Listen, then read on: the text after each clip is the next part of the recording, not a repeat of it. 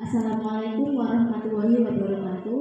Sebelumnya, perkenalkan nama saya Indah Suwati dengan NIM 2022-20080. Moto hidup saya yaitu jangan ingat lelahnya belajar, tetapi ingatlah buah manisnya ketika kita sukses kelak. Saya di sini akan mempresentasikan hasil kinerja saya mengenai beberapa kasus atau pro dan kontranya. Yang pertama ada kasus pertanggungjawaban korporasi atas tewasnya para supporter di Stadion Kanjuruhan Malang pada 1 Oktober 2022. Lalu yang kedua ada legalisasi ganja di Indonesia.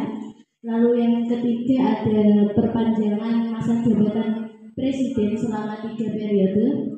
Lalu yang keempat ada obstruction justice kasus pembunuhan Brigadir Joshua Huta Barat. Lalu yang kelima ada keberlakuan Undang-Undang Cipta Kerja pasca putusan Mahkamah Konstitusi nomor 91, putusan Undang-Undang nomor 18 tahun 2020. Lalu yang terakhir ada putusan Kepolisian Indonesia di bawah Kementerian Pertahanan dan Keamanan Republik Indonesia. Ya, yang pertama ada kasus pertanggungjawaban korporasi atas tewasnya para supporter di Stadion Malang pada 1 Oktober 2022. Dalam kejadian ini, 127 orang tewas dan 2 diantaranya merupakan anggota Polri. Dalam kerusuhan supporter yang pecah setelah pertandingan sepak bola antara Arema versus Persebaya Surabaya di Stadion Kanjuruhan di Kabupaten Malang, Jawa Timur, pada hari Sabtu tanggal 1 bulan Oktober 2022 malam hari.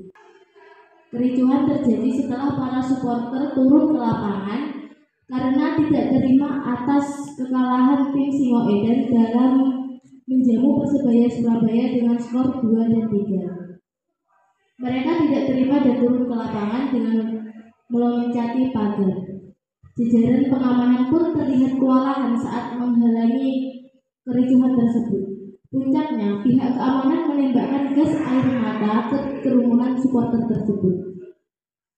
Dalam kasus ini, Ketua Umum Pengusaha Jaringan Nasional Muhammad Suryadi ikut menyoroti tragedi kerusuhan ini. Beliau meminta kepada Kapolda Jatim untuk bertanggung jawab karena dalam pengamanan di stadion seharusnya tidak diperbolehkan menggunakan gas air mata dan sudah tertulis dalam pasal 19B tentang pengamanan di pinggir lapangan. Hal ini menyebabkan pro dan kontra. Baik, yang pertama ada pro-nya terlebih dahulu. Dalam kasus ini, Kapolda Jatim harus bertanggung jawab karena telah lalai dalam melaksanakan pengamanan dan pihak Kapolri seharusnya bisa langsung mencopot Kapolda Jatim dan Kapolres Malang atas tragedi ini karena tragedi ini menyebabkan banyak korban meninggal dunia yang disebabkan oleh penyemprotan gas air mata serta mobil pengamanan yang dimasukkan ke dalam Stadion Kanjuruhan Malang yang padahal sudah jelas dalam aturan FIFA itu tidak diperbolehkan ada gas air mata dan senjata api di stadion saat pengamanan. Dan itu sudah jelas tertulis pada pasal 19B tadi tentang pengamanan di pinggir lapangan.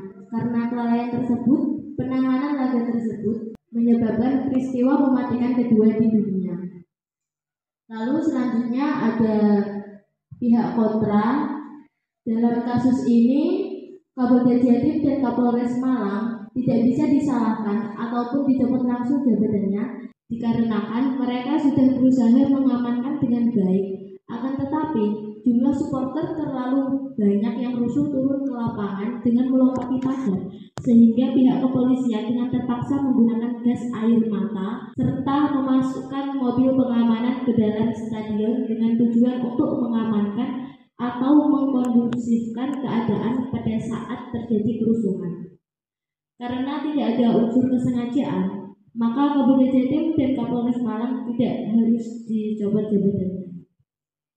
Lalu yang kedua ada kasus mengenai legalisasi ganja medis di Indonesia.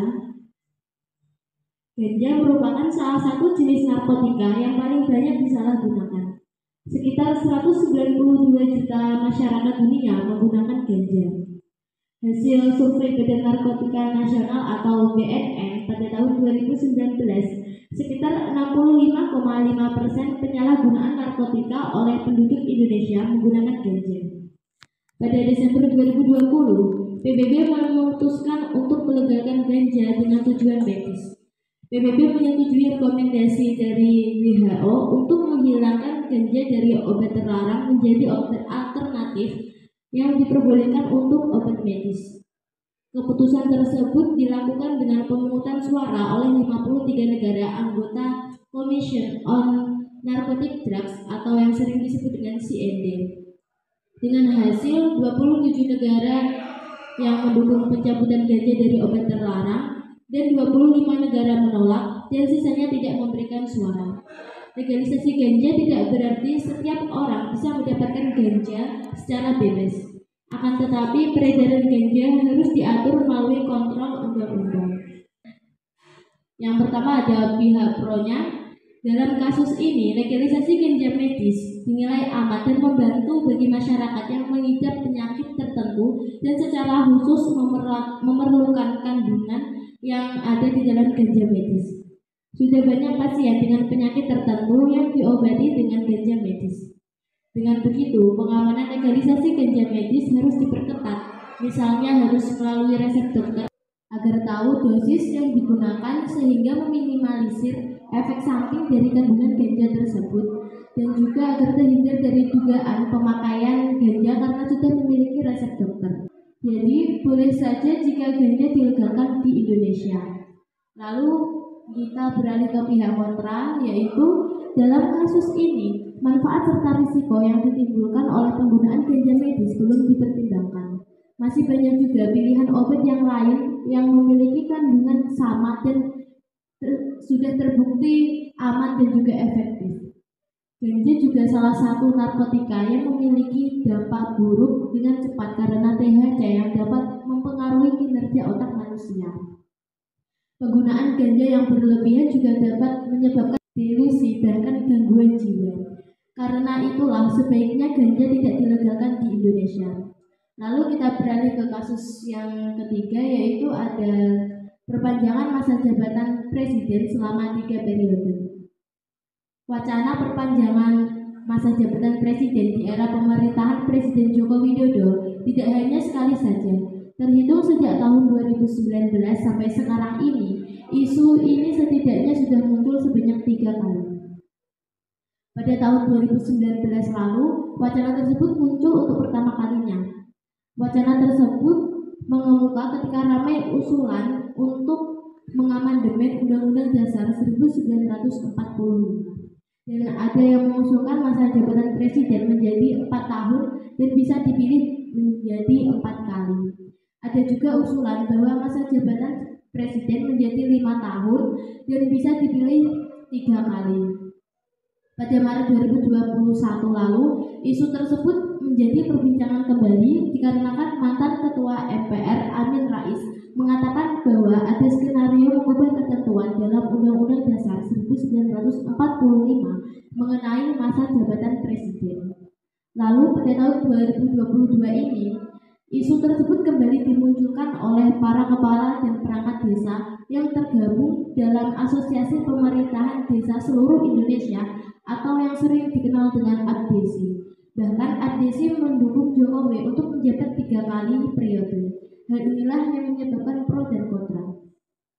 Yang pertama, kita membahas pro-nya terlebih dahulu. Dalam kasus ini, setuju saja jika Presiden Joko Widodo menjabat 3 kali periode karena kinerja beliau yang bernilai positif di mata publik. Beliau juga sudah berhasil menghantarkan Indonesia naik kelas menjadi negara upper middle income pada Juli 2020 lalu. Beliau juga sudah membuat Doing Business Indonesia mengalami peningkatan dan sudah diakui lebih dari 1.000 investor bahwa berusaha di Indonesia semakin mudah dan cepat. Lalu, beliau juga berhasil mengelola utang luar negeri atau ULN dengan baik. Beliau mengalokasikan ULN dengan proyek atau program pembangunan infrastruktur yang memiliki efek pengganda bagi ekonomi nasional untuk meningkatkan anggaran strategis dan menjadikan ULN sebagai investasi bukan beban. Beliau juga sudah membuat Indonesia menjadi infrastruktur terbaik ketiga di Asia Tenggara setelah Singapura dan Malaysia. Lalu selanjutnya kita kembali ke pihak kontra.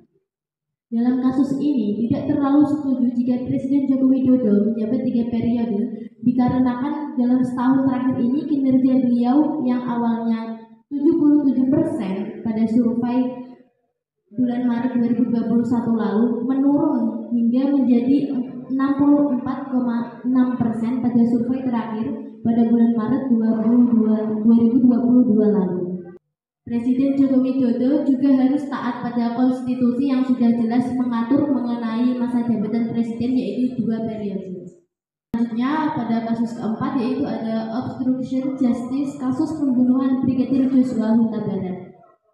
Pengadilan obstruction justice dalam kasus pembunuhan berencana Brigadir Nofriansyah Joshua Huta Barat atau dengan inisial J mengungkapkan beberapa fakta dan pengakuan. Di persidangan terungkap beberapa perintah yang mengarah terjadinya pengarahan masif anggota kepolisian lintas divisi dalam membantu Verdi Sambo mengamankan bukti-bukti digital di lokasi Duren 346 dan Saguling 329 di Jakarta Selatan. Salah satu fakta tentang hal tersebut terungkap dalam kesaksian AKBP Ari Cahyanugraha atau Acai dalam kasus pembunuhan dan obstruction of justice Brigadir Joshua merupakan sebagai saksi. Beliau bukan anggota Propam saat pembunuhan terjadi. Beliau menjabat Kanit 1 Subdit 3 di Tipidum Bareskrim.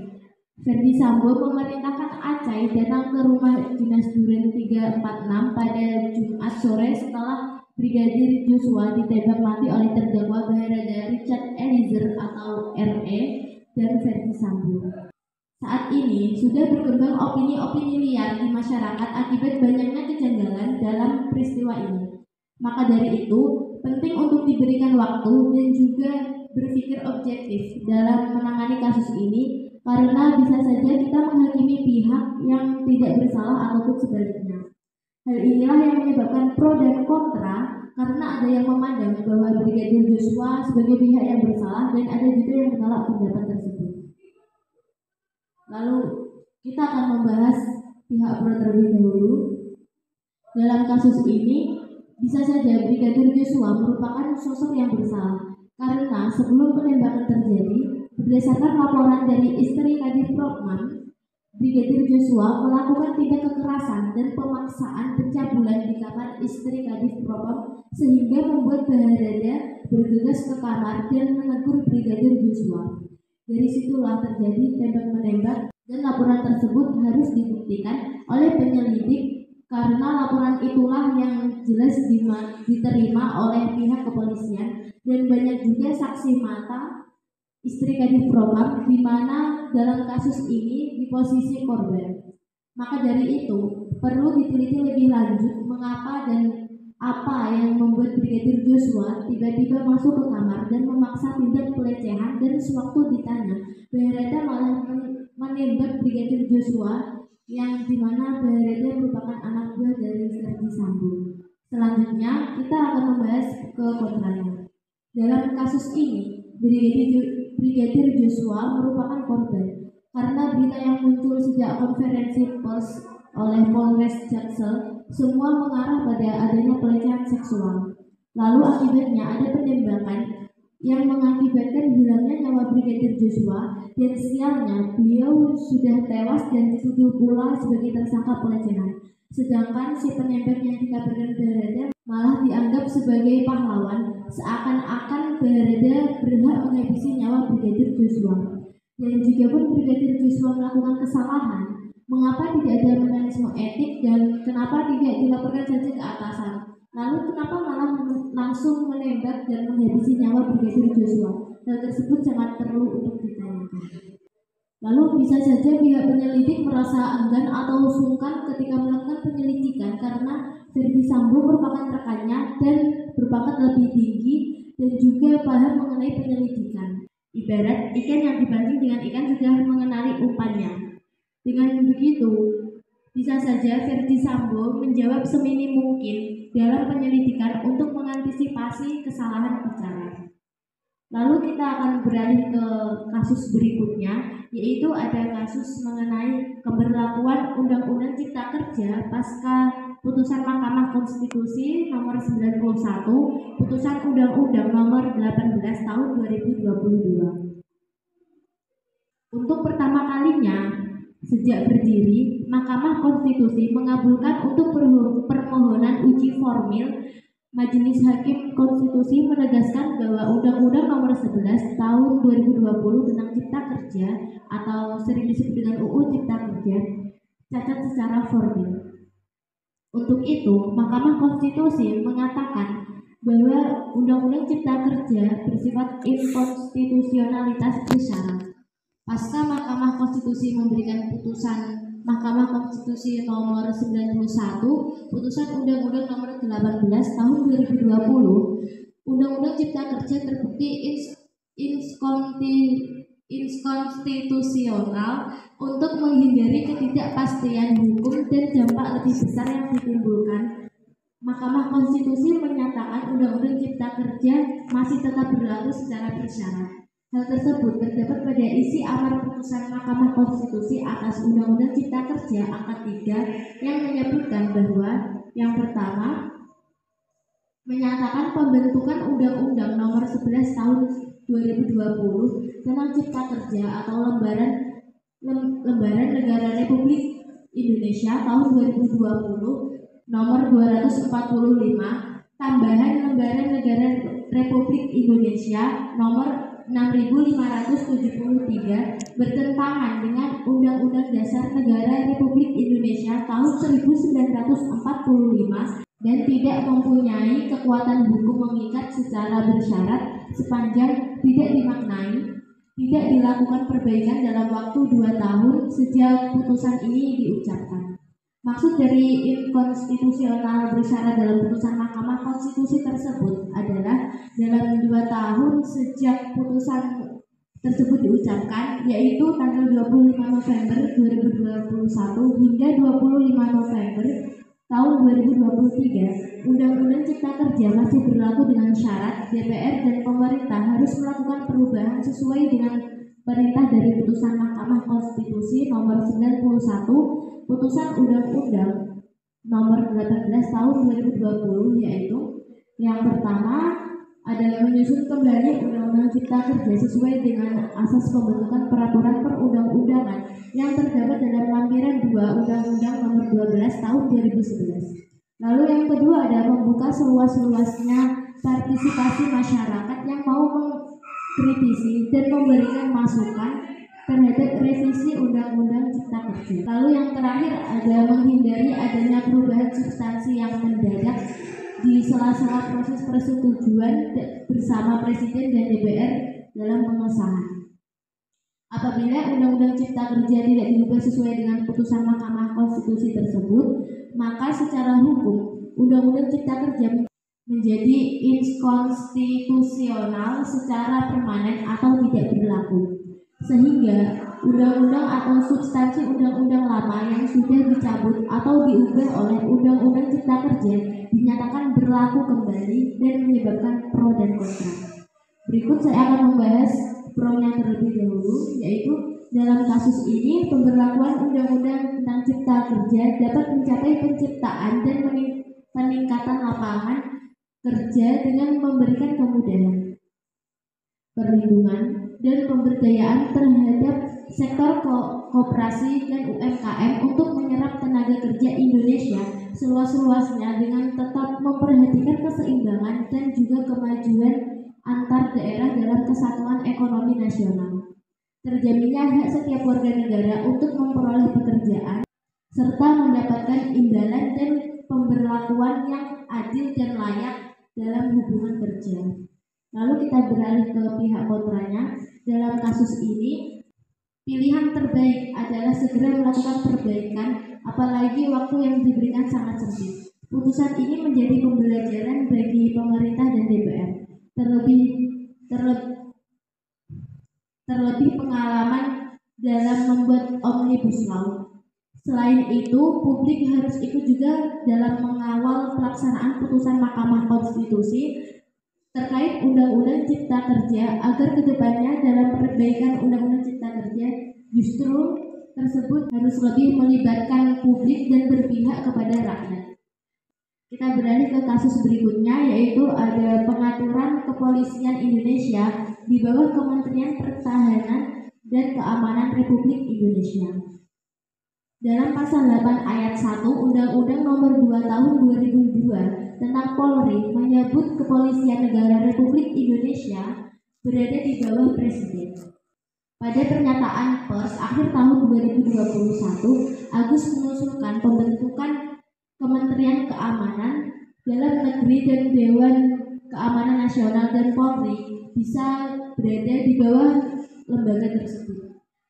Perkara keamanan termasuk dalam portofolio Kementerian Dalam Negeri. Beliau mengungkapkan untuk mewujudkan keamanan dan ketertiban perlu ada penegakan hukum. Selayaknya diletakkan di bawah salah satu kementerian dan Polri seperti TNI, sebuah lembaga operasional. Operasional harus dirumuskan di tingkat menteri oleh lembaga bersifat politis. Dari situ perumusan kebijakan dibuat, pertahanan oleh TNI dan keamanan ketertiban oleh Polri. Menteri Pendayagunaan Aparatur Negara dan Reformasi Birokrasi atau Men-4RB, Tajo Kumolo berpendapat sama dengan Mahfud, sampai sekarang belum ada pembicaraan soal Polri di bawah kementerian. Tajo berpendapat dahulu TNI dan Polri pernah digabung. Ini meski tentara di bawah Kementerian Pertahanan itu sebatas anggaran saja. Namun pelantikan kepala staf, panglima, bahkan Kapolri tetap dilakukan oleh Presiden. Hal inilah yang menyebabkan pro dan kontra. Kita akan membahas pihak pro-nya terlebih dahulu. Dalam kasus ini sangat setuju sekali karena kalau melihat perkembangan dinamika masyarakat saat ini, beban Polri saat ini sangat besar, sangat berat sekali. Memasukkan Polri dalam kementerian justru bisa meringankan beban polisi. Polri tidak perlu merumuskan strategi kebijakan keamanan, cukup mengusulkan kebutuhan-kebutuhannya dan melaksanakan tugas pokok dan fungsi secara profesional sebagai penjaga keamanan dan ketertiban masyarakat dan penegak hukum. Kita beralih ke pihak kontranya. Dalam kasus ini, bila kepolisian di bawah kementerian, minimal ada satu beban yang berkurang, yaitu soal perencanaan. Kementerian yang merencanakan, Polri yang melaksanakan, itu terjadi jika polisi pisah dari kepala negara. Tidak menutup kemungkinan beban pengawasan turut susut.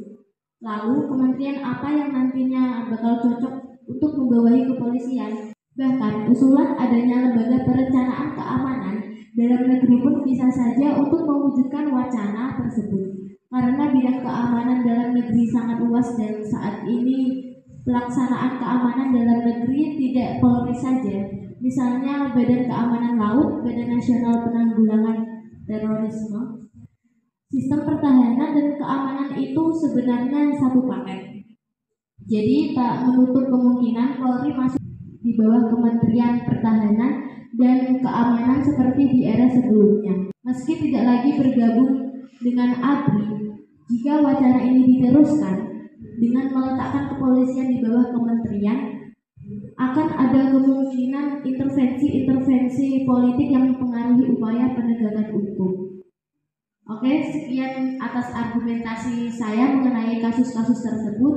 Mohon maaf bila ada salah kata baik yang disengaja maupun tidak disengaja. Wassalamualaikum warahmatullahi wabarakatuh.